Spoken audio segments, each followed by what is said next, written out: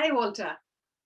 Hi, Sanya. It's great to meet you again. I'm looking much forward to our talk today.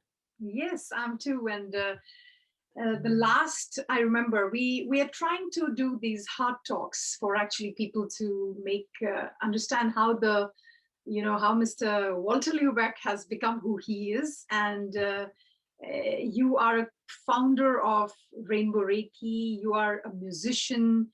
You're a spiritual practitioner. You're too many in one person. And we've been talking, we've been talking to you about your childhood, about your adolescent, and you also spoke about interesting stuff in terms of music and how music has been healing for you, Mhm, and it's been healing a lot of other people around you while you're practicing music. mhm. I know you're a drummer. Yeah, Uh, that's right. I play drums and I also play electronic drums like the Korg wave drum or the hand sonic, Roland hand sonic, and I play synthesizers and I more and more use the iPad because it has great apps for controlling the DAWs, meaning digital audio workstations on my laptops. So I can use the great touch applications of the iPad to just play music on my notebook, on my laptop, when I have running, for example, Logic Pro or Ableton Live or this kind of software.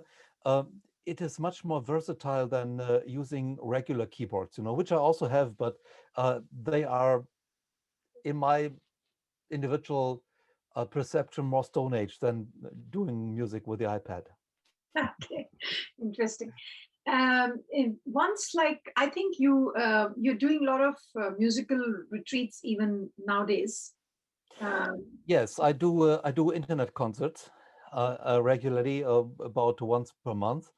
And before that, I had shows on festivals, on spiritual fairs, but also when I have larger classes. Then in the evening, I do music, and I often use music during a webinar or during a seminar for accompany me when I give guided meditations. Right. I think during some of our talks, we will maybe want people to listen to a Sure. kind of a trailer of music that you do. It'll be really nice for them to hear, but may not be today. My question to you comes, Walter. Because you have been into not just Reiki, you're rather co-founded, Mhm. but you're also into shamanism, and you're also into the feminine energy. Tell me, when you passed your adolescent and how your journey brought you into different areas of this spiritual Mhm. world. How did this happen? Yeah. First of all, I when I entered my 20s, I was headed for the business world. So I wanted to go into uh, German or international economy, and I was uh, working with two partners in a company who served, it still serves, it's still existing, the international oil drilling market and the mining market with special protectors and equipment which is safe when it comes to fire and these kind of things. So I traveled a lot and I had much time to read when I was lonely in my hotel apartment or when I had a stop on the road. I was reading things. So while I did the job in the industry, and it was interesting as a production manager, I was in charge for sales partially and for product development. So I was making kind of link between uh, our tool building department and the clients. And so I had to go to the minings, into the mines, deep down into the earth, 2 kilometers below the earth. And I had to go on the oil fields and talk with the people who operate the rigs and, the roughnecks doing the daily work, which is really, I have great respect for these people. That's an incredible job they do. And in the times I had off, and of course this was a lot because in the evenings I didn't have anything to do. They had families and they didn't want to go out. And also when I was driving and I had a break or so, I was reading books about spiritual topics, about practical esoterics, And I use the pendulum and I use the oracle like I Ching or tarot cards or the runes.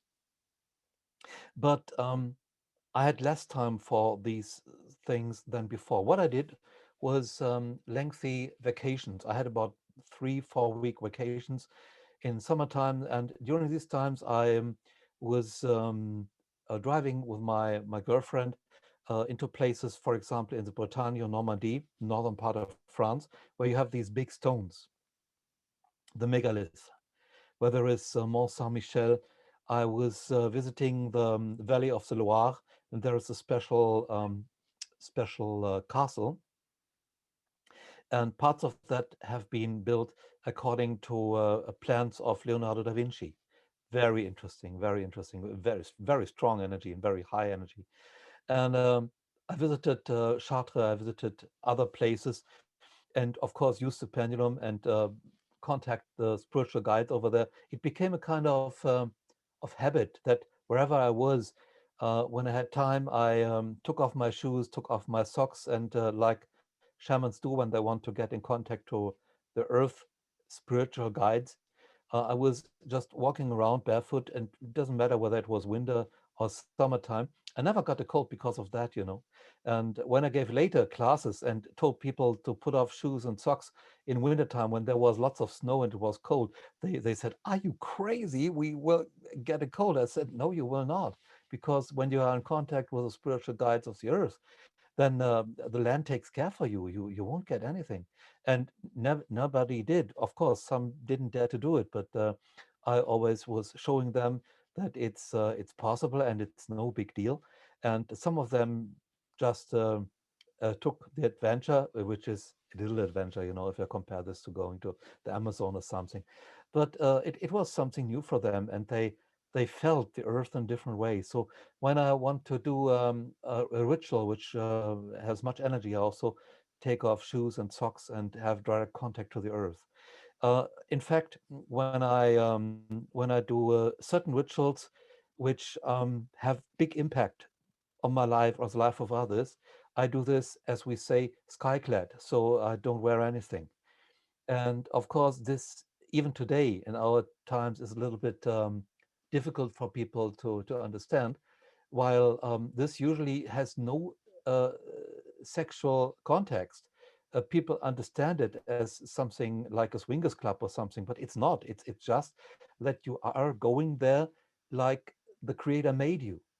So you show your true self. Most people don't understand the power, the magic which is in your true self, Yeah. because the creator brought you down in a special way, and you are a very special tool which is able to do great things, genius things, but only in a very special area. So and that, if you do ritual and you do it skyclad, that could be a symbol, like you use many symbols when you do rituals. It's the language of the subconscious, that now you are with your true self, with your magical self, with a self which the creator wants you to be, instead with what your ego wants you to be, your parents, your neighbors, your teachers, colleagues, whatever. And sometimes I did these rituals when I was on the road and I had some time, and I explored spiritual power spots. And I was then also getting into classes like Tai Chi Chuan and Qigong and yoga. But it was more like having some balance to the workday. What really was uh, putting me down more and more over the years when I got into the midst of my 20s were depressions. So I more and more played sad music. I wasn't able to play anything um, happy anymore, and I thought about suicide. But that was a complete nonsense from the rational point of view, because I had a I had a great apartment, a really good apartment, like a penthouse. I had a wonderful car. I had a beautiful girlfriend. I had 4 weeks of vacation in the summer and 2 weeks in the wintertime. I made more money every year. I had a much appreciation at my work, and I got more and more sad, more and more. And with my family, I couldn't talk about that. They didn't understand it. They said, "You have everything. What do you want?" You know. So I didn't know what it was, but it it needed to be solved. Another thing I did, starting when I was 18, I was going to international investment seminars. So with people who were professional investors in the stock market mostly, which flew in from all around the world and gave lessons for several days, for a week or so, in places like Lausanne or Geneva or Munich or Frankfurt or Luxembourg. And I learned a lot from them. At that time, I also did a lot of investment with my own money in the stock market, and earned good money then, which I used for vacation and for books and um, for great furniture in my apartment, because I love beautiful things. I love beautiful furniture. I love beautiful paintings. I love um, things which show the grace of God when you look at them, when you feel them. Also good smells. I love good perfume. So uh, I I did this investor classes, and I met a lot of interesting people, because many of the people going there, they were not going for the money. They wanted to use the money, but they were not going for the money, if you know what I mean. They wanted to get some money so they could have a year off and do a sail trip through the Greek islands, or they wanted to have a year off and go to Tibet and Nepal and places in India to expand the spirituality. Other people just said, I want to go to painting classes. I want to be a professional painter, but at the moment I cannot do it. I need about a year or two to have a timeout, and I need money to pay for that. These kind of things. Of course, some of them were there for the money, and I had not much discussion with them, because that was so weird. When I was 18, in the first class which I ever got in the investment market, I met a great guy. This was Mr. Andrei Costolani. Uh, some people in Germany, Austria, or France, or Benelux countries might still know him. He wrote lots of books, dozens of books, great books about investment, but he is a studied musician and philosopher. So he did about 5, 6 years of university education, partially in Budapest, partially in Paris, um, in philosophy and in music. And then he was going in the investment world and made lots of money, and also was 2 or 3 times broke, I guess. But he ended up as a multi millionaire with penthouses in New York and Paris and a villa at the Côte d'Azur and so on. And when I got into his class, he already was at the end of his 70s. So he was someone, with a big uh, article in each Capital magazine, which is the biggest finance magazine in Germany, and lots of books in each and every bookstore. And I asked him much about how can I earn money with this, and how do I get more money with that, and so on. I was 18, I wanted to to have money, to have a good life. And then in one of the breaks, he came to me and said in his Hungarian German, "You, Mr. Walter, what do you want with all that money? You talk about money all the time. You should go with your girlfriend to the opera and have a good dinner in the restaurant, and listen to good music. That is what you should do. Think about money all the time. And because he was such an impressive guy, and he really was knowing what he was talking about, knowing all the very rich people, very influential people, I listened to him. If he would have been 30 years younger and not that impressive personality, I think I would have listened here and would go out there.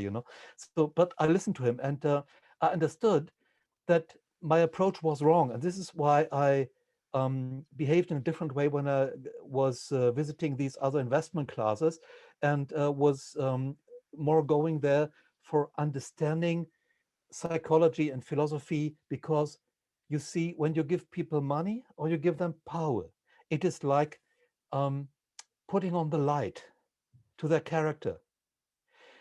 You might not know what character they have when they don't have much power, or not much money. But when you give them much more of this, much more, this might be for someone 1,000 euros more per month. For others, it means maybe 1 million more. It depends, yeah. So then you will see whether they are good-hearted, good-natured, or whether they are predators. And I was always interested in what moves people. So when people like Costolani and others of same, let's say, reputation were talking about investment philosophy and psychology, that was most interesting for me to understand what moves people. Why do they buy this or that, and why do they avoid that? And what was very much making me think was that they all said you need to learn to deal with your fears, because if you don't learn to heal your fears, you are not a good investor. Maybe you make much money, but you will never be happy. And I listened carefully. So when I got into this depression phase, I had some influential backups, so to say, but it wasn't enough. So I guess it was in the midst of my 20s. It's long ago, so I do not know exactly the year. It might be 84, it might be 85, something like that. And I thought about suicide, but I thought that is weird. That forget about that. You need to do something better than that. Throwing away your life. Why? Mm, And I looked into the yellow pages. We have yellow pages in Germany today. Most people don't use them anymore, but because they have internet. But at that time, it was the best thing you could get. And I was looking for counseling. I thought I did bodybuilding. I know a lot of bodybuilding. I did sports, pumping iron and doing martial sports. And I thought if there was something like bodybuilding, maybe there's also something like mind building.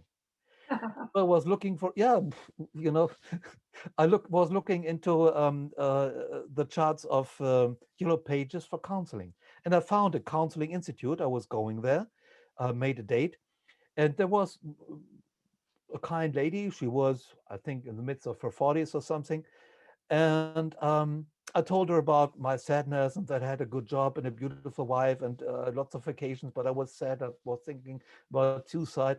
And then she asked me, yeah, and what about the unborn child? What is your position to that? I said, what unborn child? And I was going on telling about my life. And then she said, yeah, come on, but no, come to the point. What about the pregnancy? I said, what? What pregnancy?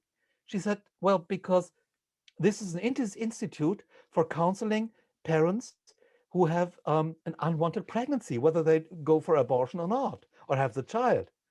I said, what? But fortunately, the lady also had a private institute for psychotherapy groups and one-to-one sessions. So I was booking her, and I was going there for the next, I think, was about 7 years or so. I was going there once a week, and also to weekend classes, and I had one-to-one meetings, and I was in group sessions and so on. I did a lot of stuff.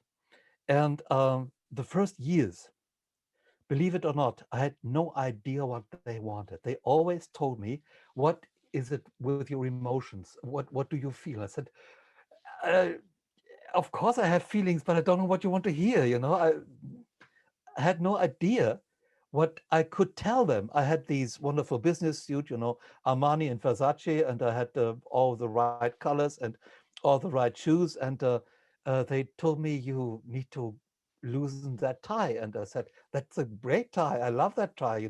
It costs a hell of a lot of money, and I really love to look at it. And they said, yeah, but this tie, it it's not good for you. It strangles you. And I told them, you forget about that symbolism. It's just a tie. They said, you will see. So it was a difficult time for me. And the first breakthrough came when we did some bioenergetics analysis, and I got the opportunity in a kind of symbolical group uh, application Mhm. to show how I felt with my family Uh-huh. I was born in. And about 6, 7 people were holding me on the ground, on the feet and the legs. Mhm. And one of the therapists told me to do a special breathing pattern and just shout out, yell. Uh-huh. And I said, why should I do that? He said, just try it. I said, come on. I can yell. Well, what's the reason? What's, yeah? He said, do it, just do it. Give it a chance, 5 minutes, okay? So I did it, and after a while, I exploded. The people were flowing through the room, and I was running out of the practice, and I was running for about, I don't know, 40 minutes, 60 minutes. I was running. I came back when most people already have left, because they need to get rid of that energy, which Yeah. was released then. That was the first breakthrough. I remember it like it was happening yesterday.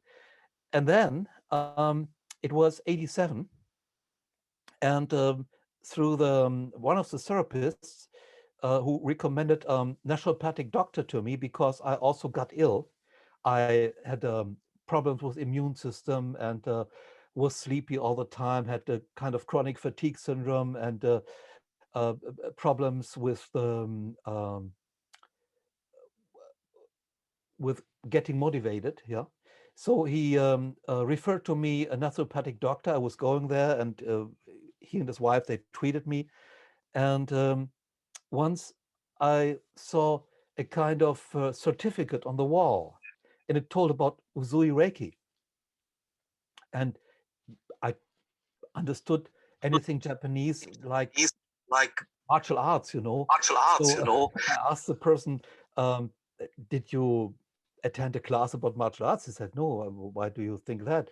And he said, well, I said, see the certificate on the wall. He grinned and said, no, no, it's not about martial arts. It's something different. And in 4 weeks, there will be a class about that here in my practice. I organize it for a teacher from Frankfurt, and you go there. I said, yeah. And what it's good for? What do they do in this class? And he said, I won't tell you. It's good for you. Just come. So I booked this class, and I had absolutely no idea what it was about. At that time, there were, I think, one or two books about Reiki. I think one, and you didn't get it in the bookstore. It was sold in the classes, you know. And believe it or not, it was a time when, in the whole German language area, Austria, Germany, Switzerland, there were about 5 or 6 Reiki teachers. That was it. Mm.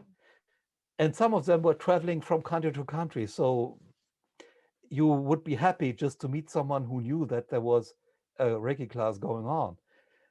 So I booked this class, and it was some money at that time. I think it was about 280 German marks or so. So at that time, it was not a fortune, but it was some money.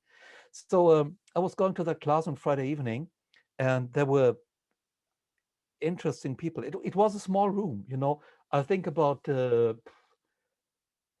12, 14 square meters, and there were about 30 people. It was cramped. We are, you know, side Oh, by side.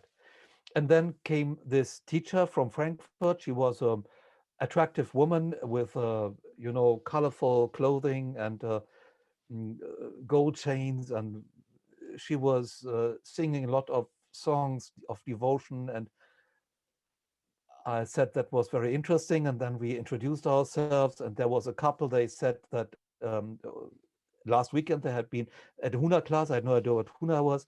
And the guy said, well, that he understood now that he, in fact, is a bear. And his wife said, and she is a penguin. I thought, well, that's interesting.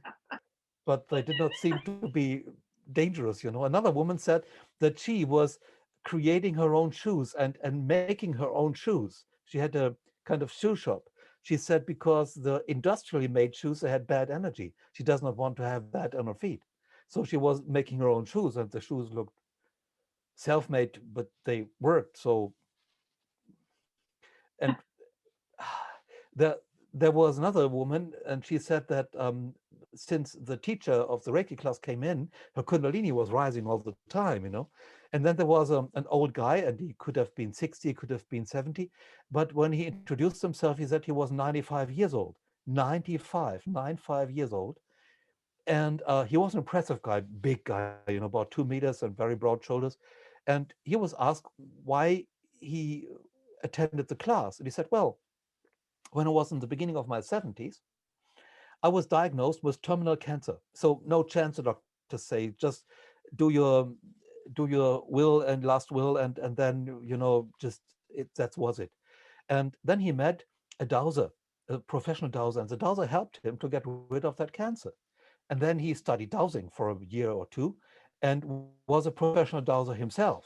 He was retired, but he was getting into a new job, so to say, and was doing dowsing jobs for people. And then he said, I'm doing this now for 20 years. And when you do something for 20 years, you need to do something else.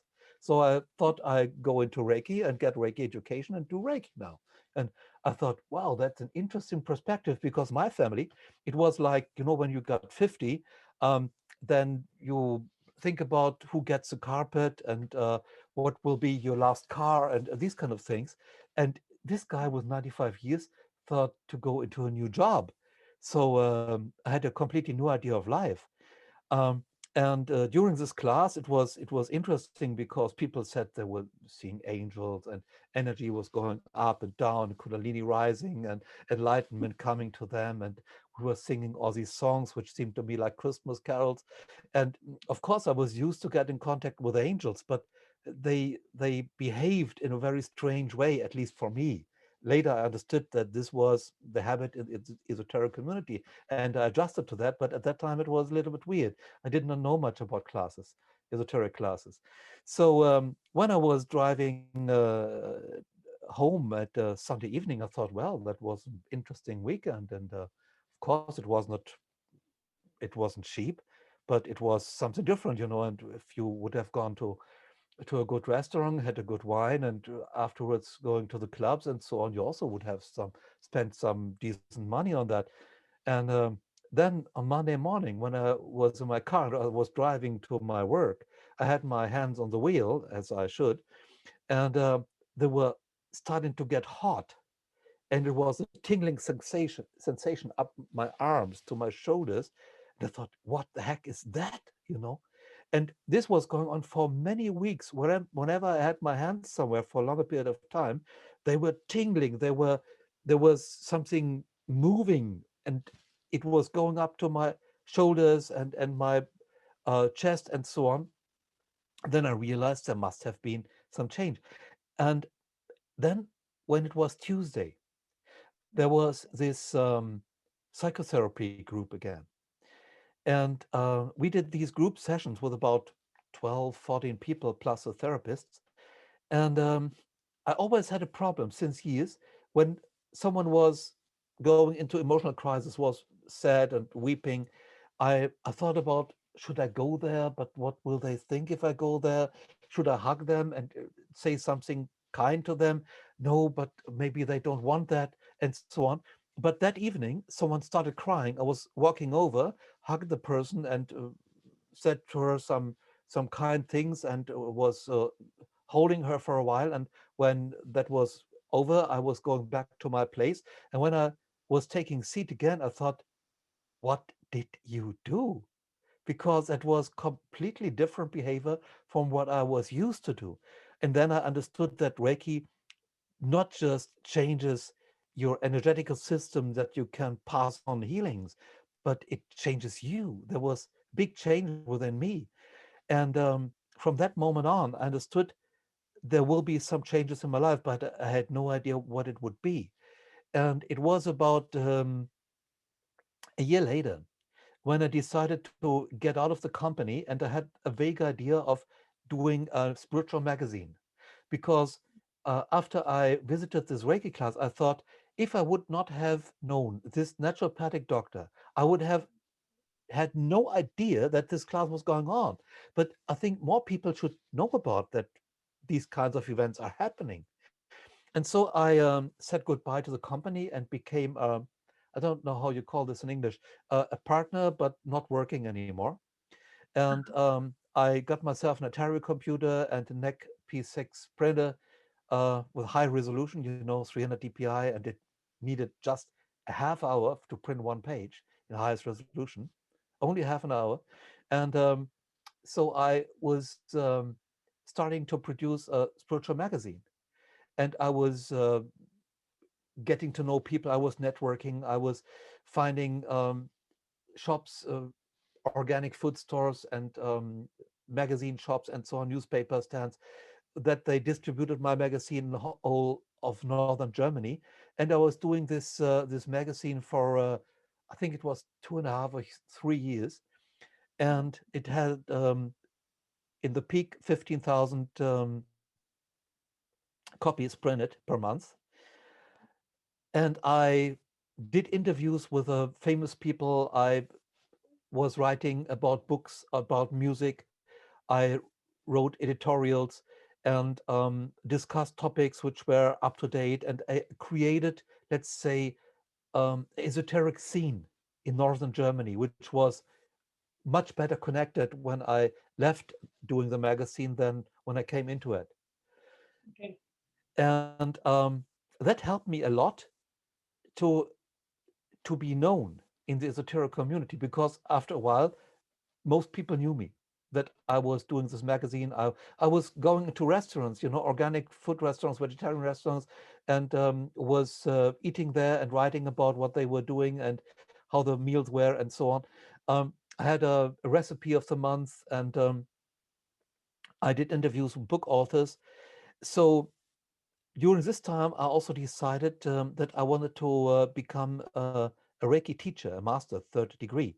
So I was going for the training, and after I finished the training, it was in September '89. I already was so well known that my first class was full, like that.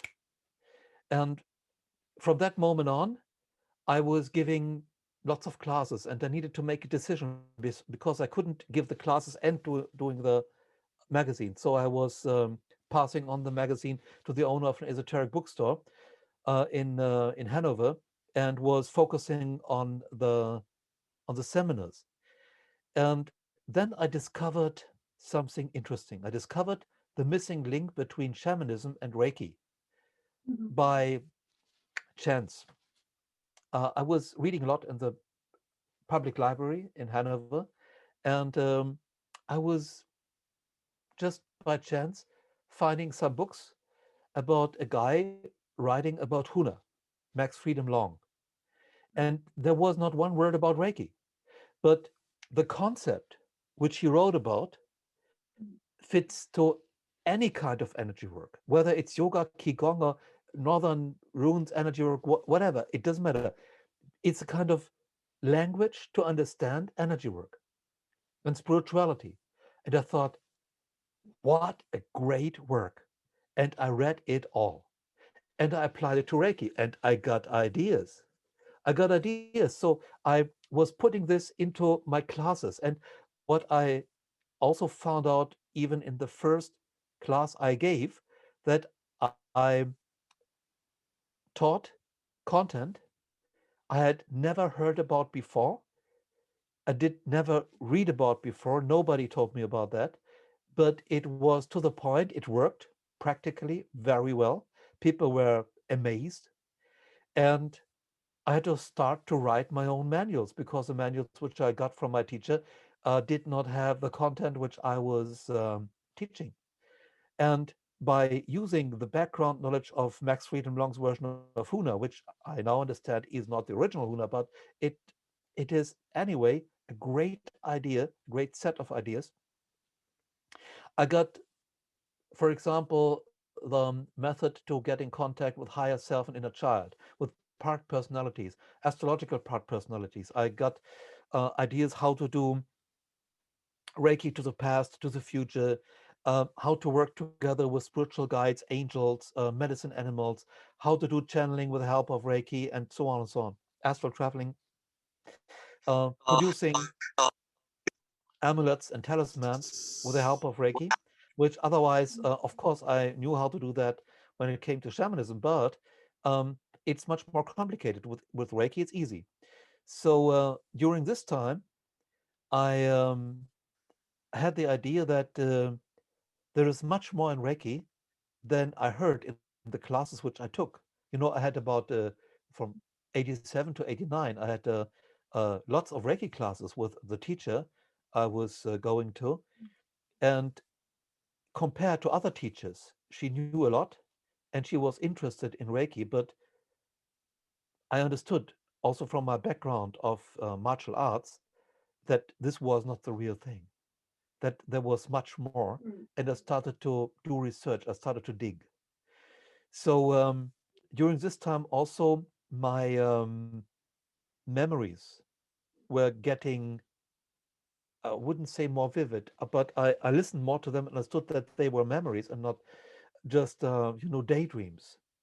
And then in the beginning of the 90s, there was this enlightenment and spiritual realization situation in the northern part of France when I did this work with higher self of Mont Saint Michel and the megaliths in Karnak and Bretagne and Normandy and so on. And I had this incredible energy getting up inside of me, and I had to find ways to work with it. So a lot of things were coming together, and I had to run a lot to get rid of the energy, and I had to do intense martial arts training to get it out. And over the years, I learned then to use it, which is the original purpose of this Kundalini energy, that you put it to use. So it was, for me at the time, a very complicated process of understanding what was going on. I had no spiritual teacher, and I knew about spiritual teachers, and I thought that they are a good idea, but I could not go to any because I felt that I already had a spiritual path, and that they could not show me something better. That does not mean that I do not respect them. I respect them perfectly, but I understood, even without having any evidence at that time, that there was already that path for me, but I just had to get conscious about it. And for that, they could not help. I had to do that. I What just helped want to me a break lot you. was, yes, I just want to break you here because there are two questions please. which comes to Hmm? my mind. One is this, that when you were getting so much of energy, which you call it as Kundalini energy coming Kundalini. in your body, Right. uh, how how did you first of all recognize that energy, and what did you do to make that energy come in use for your spiritual journey? Yeah, that's an interesting question.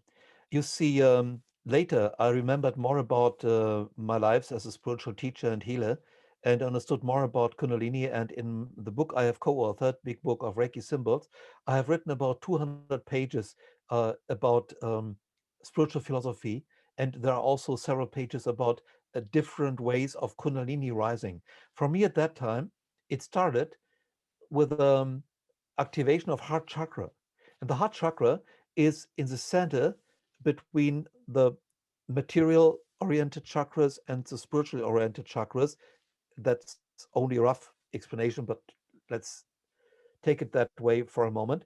And the heart chakra has the function, one of the functions of it is to bring the spiritual potential from your light body, from your angelic self, from your, let's say, spiritual self, down into each of the chakras, so that it can be put into the web of the yin, of the material world existence. So, in the beginning of, let's say, a troubleless enlightenment and spiritual realization, a troubleless Kundalini rising, there's always an awakening of the heart. And this is not like you love everybody and it's everything is great, like what positive thinkers think. No, you love everything, everybody, every little piece of dust you love, every person, animal, plant, whatsoever, each pebble. And at the same time, you see very clearly their shortcomings, learning topics, weaknesses. So it is not that pink glasses which you have on. It is a different kind of love, Mm, and you love them all the same. So you cannot differentiate. When that started, it was a weird feeling for me. Or let's say a weird state, because it's not a feeling, it's a state. And I had to learn to deal with it. because it was so overwhelming. And then came these waves of energy, which made me stand up in the middle of the night because I was so full of energy that I did not know what to do with it. And I had nobody to ask because all the people I knew from the magazine, they told about Kundalini and enlightenment. But when I was asking them, I found out they had no idea. They read something or they heard something, but they had no idea. So and that does not mean that they were bad people. They were not, but they just had no clue of that. So I found out that sports help you to get rid of some energy, even if it's produced again. Good sex helps, also garden work, but you need to do something physical and you need something which your body enjoys.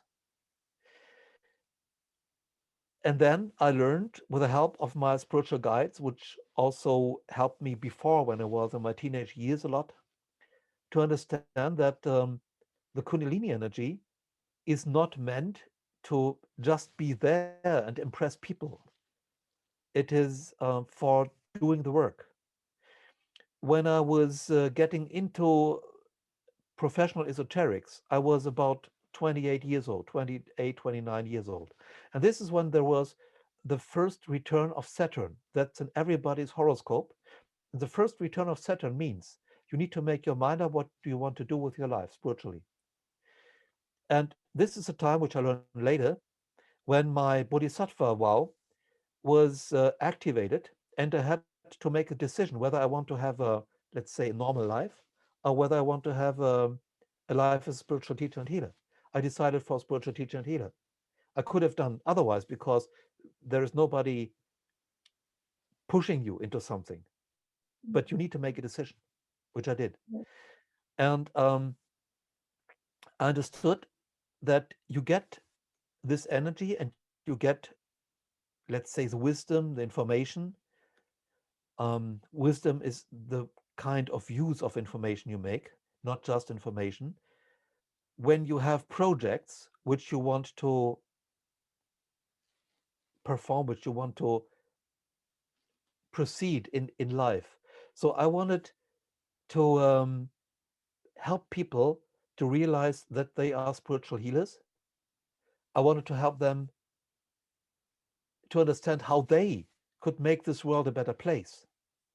And I wanted to help them to understand that everybody also is a son or a daughter of divine. So that is my, until today, my vision. And I was teaching classes and I started to write books about that because I thought people need authentic texts about these things. And I used the medium Reiki. And Reiki has one big advantage as a system of energy work, as an energy. It does not exclude anything. There are people who use it in a way which is like you are a member of a church, but this is not Reiki.